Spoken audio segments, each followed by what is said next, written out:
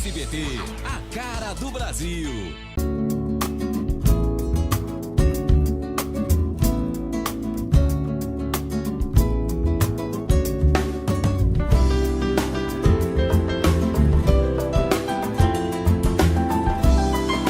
Programa Semeando em Vida, a palavra de Deus suprindo vida para você e sua família. Shalom, amada igreja, shalom, amados em Cristo, shalom, aqueles que também não conhecem Jesus. Meu nome é Paulo Berlim Pérez, pastor do Ministério Sementes de Cristo, aqui em Rita do Araguaia, Santa Rita do Araguaia, estado de Goiás. Estamos gravando aqui em Mato Grosso, na cidade de Alto Araguaia. Duas cidades aconchegantes, duas cidades que eu tenho extrema estima, gosto, entendo que têm um extremo valor, mesmo elas sendo pequenas, com suas dificuldades, com seus problemas sérios, e seus problemas que podem ser resolvidos em partes pela própria população, entendendo que nós, como cidadãos araguaienses e santarritenses, podemos discernir e entender que algumas coisas dependem de nós, algumas coisas nós precisamos a nos propor fazer, a nos impulsionar a fazer, porque é muito fácil falar, olha, não presta, não serve, está tudo errado, mas o que nós nos dispomos a fazer como cidadãos destas cidades, e você aí na cidade que você está também, o que você se propôs, o que você teve intenção de fazer que agregue algo para a tua cidade, para o teu município, porque às vezes nós só sabemos condenar, e a palavra de Deus diz que nós não devemos, nós não somos julgadores ou juízes diante de pessoas e de homens, nós somos simplesmente iguais a eles, também com delitos e pecados, e também por alguma influência do nosso desejo, da nossa cultura, da nossa criação, temos estímulos bons e estímulos ruins, temos desejos pelo pecado e desejos por fazer as coisas certas, desejo por fazer coisas erradas e desejo até por agredir pessoas, por julgar pessoas premeditadamente, ou seja, antecipadamente, sem sequer saber se aquilo é real ou não.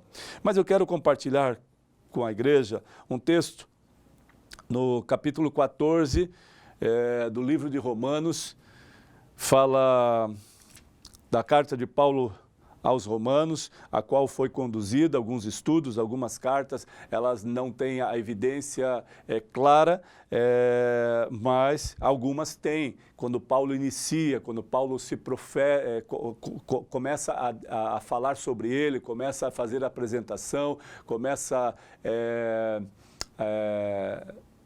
dar referência de quem ele era, do que ele é. Alguns textos, alguns livros não aparecem, algumas cartas ou epístolas não aparecem claramente e não se definem quem era o escritor, o autor. Mas é claro que os estudiosos fazem comparativos de acordo com a palavra ministrada, de acordo com as colocações e podem deduzir que foi o apóstolo Paulo ou não, né? Ou os demais apóstolos ou os demais discípulos.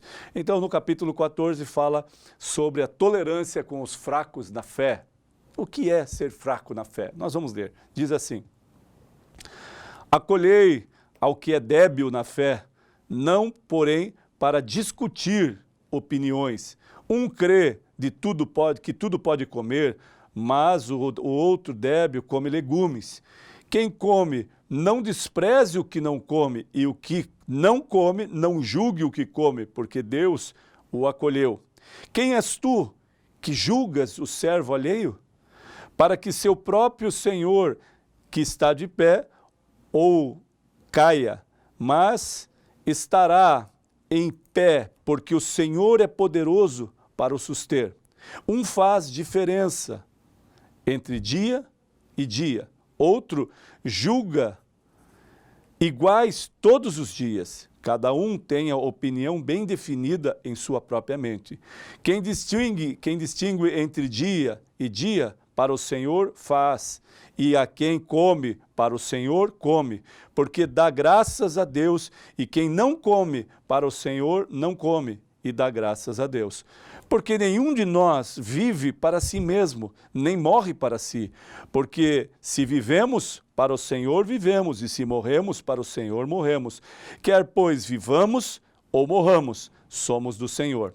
Foi precisamente para esse fim que Cristo morreu e ressurgiu, para ser Senhor, tanto dos mortos como dos vivos. Tu, porém, Por que julgas o teu irmão? E tu, por que desprezas o teu? Pois todos compareceremos perante o tribunal de Deus. Amém?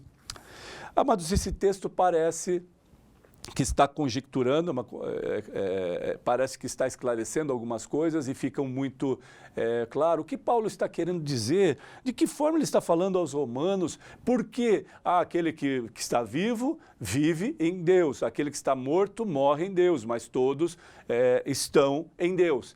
E o que ele está falando, se alguns comem, é porque comem, alguns não comem porque não comem. Pela lógica ou pela... por que essa repetição, por que esses fatores? Amados, porque no contexto e no mundo de hoje e também no Antigo Testamento existiam algumas distinções a qual Deus esclarecia a alimentação, animais impuros para que pudessem comer ou não, o sangue de animais, a purificação e tantas outras coisas, a cultura local, da região, do local, vestimentas ou qualquer outras coisas, formas de se vestir, formas de falar, formas de interpretar. Existia uma série de fatores. E aqui está dizendo, para alguns, para que esse debate infundável não seja evidência no reino de Deus. Por quê?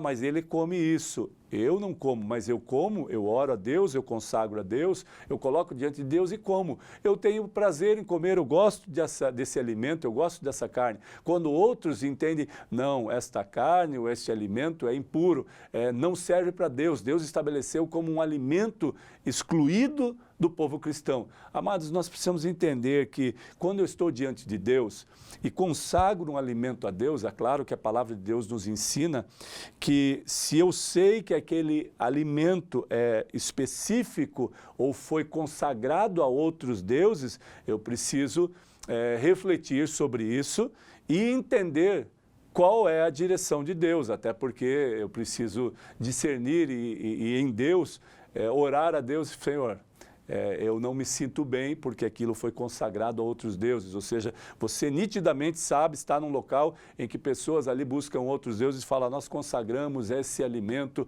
a tal deus ou a deusa de sei lá o que for. Nós vemos isso, hoje existem, ainda nesses dias existem isso. Existe isso. E nós sabemos claramente que essas ofertas ou manjares aos outros deuses está dizendo, eu não confio no Deus soberano, no Deus criador sobre céus e terra. Então aqui essa discussão infundável, a qual está esclarecida, olha, tenhamos paz com os irmãos em Cristo, com os cristãos.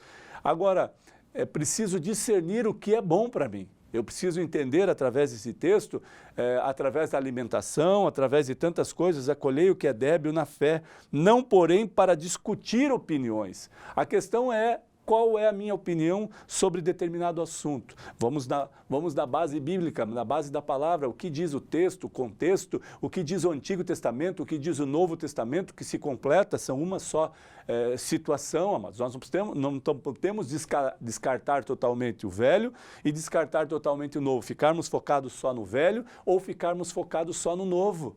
Porque nós precisamos entender que é um complemento, a vinda de Jesus complementa a história do povo hebreu, do povo judeu, para que o contexto bíblico se fortalecesse nele, para que o contexto de toda a história e todas as coisas fossem conduzidas à essência de Jesus, que é a essência do nosso viver, a essência do Senhor da glória, do justo juiz que virá para julgar, não pelo que você come, não pelo que você bebe. Agora, entenda o que eu estou falando. Pastor, então você está falando que se um homem serve a Deus e bebe seu vinho, sua cerveja, suas outras bebidas, ele colocar diante de Deus, está tudo certo. Não, amado, se você conhece a palavra e se você sabe que isso faz mal ao seu corpo, à sua mente, à sua maneira de lidar após ingerir bebida alcoólica, se o que não é lícito e o que não me convém, eu retiro fora. Porque a palavra, Paulo é claro quando ele diz, tudo me é lícito, porém nem tudo me convém. É lícito você beber? Sim, a opção de escolha é tua. Agora, convém beber? Agora que você se tornou nova criatura, você vai lembrar da velha criatura, de quem você era, beberrão, alcoólatra, se prostituía por causa da bebida, e tantas coisas acontecem por causa da bebida, amados. Tantas coisas, prostituição, morte, fatalidades, acidentes e tantas outras coisas por causa da bebida alcoólica. Então eu vou voltar ao passado, eu vou voltar. E tem pessoas que insistem em dizer, não, mas eu sou forte, eu consigo ingerir muita bebida, eu consigo fazer isso e fico bom. Isso está enganando a si próprio, porque os seus estímulos, são alterados, a sua maneira de conduzir, de visão é alterada, a sua maneira de reflexo é alterado, isso é lógico. A ciência, a medicina mostra isso, claro, ou você vai discutir com a ciência e com a medicina, como alguns querem discutir com a palavra da verdade. A opção é sua, mas nós precisamos, a palavra de Deus diz que eu preciso ter paciência e ter amor por essas pessoas que vivem nessa distinção. Alguns vão na igreja e têm que usar o seu terno e a gravata, dizendo que aquilo é uma evidência de que são um povo de Deus, que são suficientes, melhores do que alguém. Alguns, eu entendo e respeito, querem usar o terno, querem usar a gravata, querem usar sapatos, as mulheres, sapato alto e vestidos longos. Amém. Nós precisamos ser livres para isso e respeitar. Agora, se o teu irmão que serve a Deus não quer usar o terno e a gravata para estar no altar, para falar de Deus nas ruas, na praça ou na igreja, e não, em hipótese alguma, não faz uso disso, por que condená-los também, né? E por que condenar uma pessoa, uma mulher que usa calça, ou que usa calça e não vestido? Qual é a diferença no contexto bíblico, ou a diferença na essência de ser maior ou menor em Deus, de ter a presença de Deus ou não? Amados, isso é dizer que Cristo não tem valor quando nós debatemos essas coisas. Por isso a palavra nos ensina que devemos ter paciência, entender a fragilidade dessas pessoas que vivem ainda esta cultura que não é de reino, uma cultura religiosa, uma cultura decadente, que faz intrigas entre cristãos, entre parceiros, entre amigos, e diz mais: quem és tu que julgues o servo alheio para que seu próprio Senhor está em pé ou caia? Mas estará em pé, porque o Senhor é poderoso para o suster. Então não sou eu que derrubo uma pessoa, ou você que pode me derrubar, amados. O Senhor estabelece as coisas, e quando o meu coração está nele, amados, independente de como eu me visto, do que eu como, independentemente disso, a intenção é o coração. Onde está o coração? Onde está o meu foco de visão? Está em Cristo ou nas coisas que o meu irmão vai fazer? Tem pessoas que não cuidam da sua própria vida, amado. Tem pessoas que preferem cuidar da vida alheia, da vida dos outros, e sequer olha para o seu eu, não tira a trave dos seus olhos, não tira a venda dos seus olhos. Olhe para você, amados. Veja como você está vivendo, para depois você tentar ajudar pessoas, não incriminá-las, não julgá-las. O julgamento não pertence a nós. Agora, eu e você precisamos entender, eu preciso fazer uma autorreflexão do que eu estou vivendo, de como eu sou, de que padrão de conduta ética Deus nos conduz a viver. Ou seja, eu preciso me vestir adequadamente, eu preciso não ser um glutão, comer aquilo que é necessário, não ao me enfastiar e comer até passar mal, como alguns fazem. Tem pessoas, amados, que estão no estágio de obesidade porque se proporam a isso, comer muito. Comem uma porção exagerada de alimento e tomam 2 litros de refrigerante. Agora, o problema é seu. A intenção é sua. Agora, você pode diminuir isso? Não é que eu esteja julgando, estou falando, você sabe disso, do problema. Agora, como se conduz isso? De que forma eu percebo isso? Com o teu excesso de peso, com o teu excesso de obesidade e gordura. Alguns, na genética, já favorecem para que sejam propensos a engordar rapidamente, então tem que cuidar mais. Então são coisas distintas. Alguns, amados, são propensos a discutir sobre a vida alheia do que o vizinho, do que o parente, do que o amigo faz, do que a esposa do amigo está fazendo, de como aquele crente vive, na igreja assim, na rua. Mas você já olhou para você, para si próprio, para poder subjugar alguém.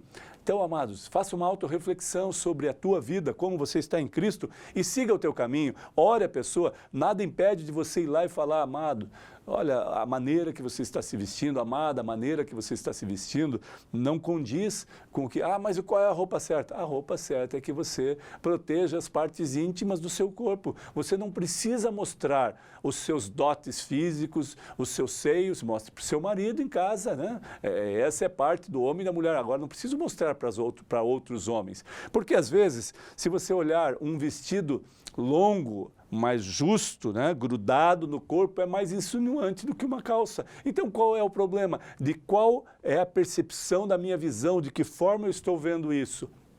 Então, amados, nós precisamos entender pela fé que existem irmãos, existem pessoas que estão frágeis, debilitadas na fé. Mas nós precisamos compreender porque ele fala, tu, porém, por que julgas teu irmão?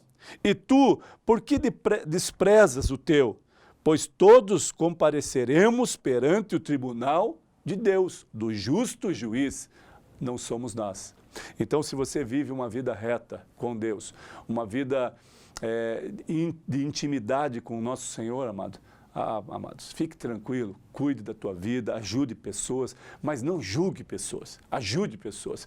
Influencie uma geração com a tua maneira de ver, não com uma maneira arrogante, estúpida, cruel, mas uma maneira de paz, uma maneira de vida com Deus, uma maneira de um homem que expressa os seus valores, né? Coloca diante de pessoas e diante do próprio Deus aquilo que ele crê, exercer a sua fé, o seu domínio próprio, aquilo que ele vive diante do Deus, amados. Consiga entender que a dimensão de reino é maior, não é para julgar, não é para condenar, é para amar, é para orar por pessoas, é nos levar a uma dimensão de entender que haverá um tribunal, um justo juiz julgará todos nós igualmente, amado. Então não faça o pré-julgamento ou não julgue o próximo, ore por ele. Amém, igreja? Que você receba essa palavra, faça uma meditação nesse texto, entenda, compreenda e veja que Deus é maior do que qualquer paradigma e de qualquer julgamento pré-estabelecido por mim e por você. Entenda isso, tenha fé e acompanhe os seus irmãos e ajude-os a crescer em Cristo. Se você pode fazer, não julgue, ajude-os. Em nome de Jesus, que você receba essa palavra, seja forte, seja corajoso, tenha bom ânimo e entenda que agradável é estar na presença de um Deus soberano, um Deus vivo e um Deus cheio de glória e de poder e que domina pelos séculos dos séculos. Amém.